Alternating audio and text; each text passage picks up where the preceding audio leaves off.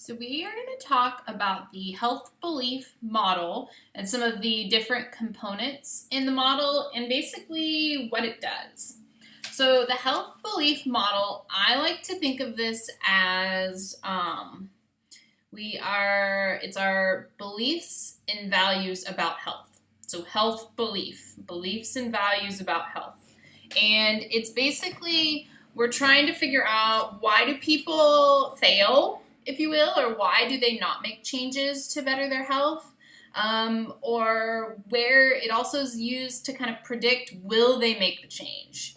So the different components, one is perceived suspectability.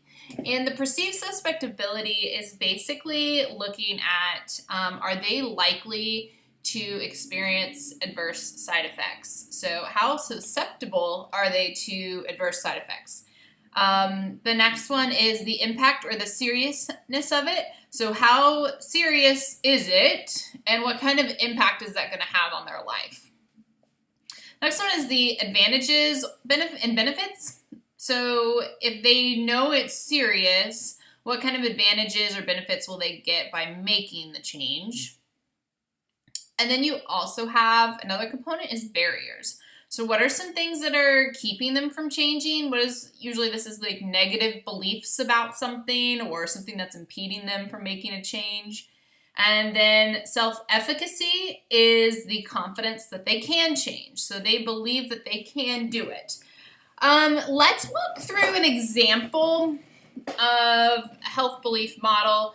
So why people fail, will change happen, beliefs and values, predicting, will change occur. So maybe we have a client who has obesity and they are thinking about suspectability. They're likely to experience adverse effects. So maybe if they're obese, maybe they're likely to experience difficulty playing with their grandkids. They have a hard time breathing, maybe sleep apnea even. But we'll keep it simple. So suspectability, they're likely to experience, it's likely going to be hard for them to play with their grandkids. They're likely going to have a hard time breathing. The impact or seriousness of it, how serious it is, what kind of impact will it have? Well, maybe, being out of breath when you're playing with your grandkids, maybe that's not super serious at that moment. Maybe that's a big impact to that individual. I know that's a lot of times a big reason for change, is to be able to enjoy time with your family. That's usually pretty important to people. But, even if it goes into something like sleep apnea and trouble breathing, that could be leading to even more like heart conditions and stuff from obesity. That could be pretty serious, right? They can eventually have comorbidities and die from, maybe not from obesity, but from some of the things that occur with obesity. So that's impact and seriousness. Advantages and benefits. So they know how likely, they know it's serious. So they know that the long-term implications of having obesity can lead to some other really serious side effects. And they are thinking about the benefits of change. So if they lost some weight, maybe they would be able to play with their grandkids better and they can move around and not hurt. Maybe that would prevent them from getting some of those chronic diseases. And then barriers. So maybe some barriers to them is that they really enjoy eating. They love food. They celebrate with food. They eat emotionally. They don't like going to the gym.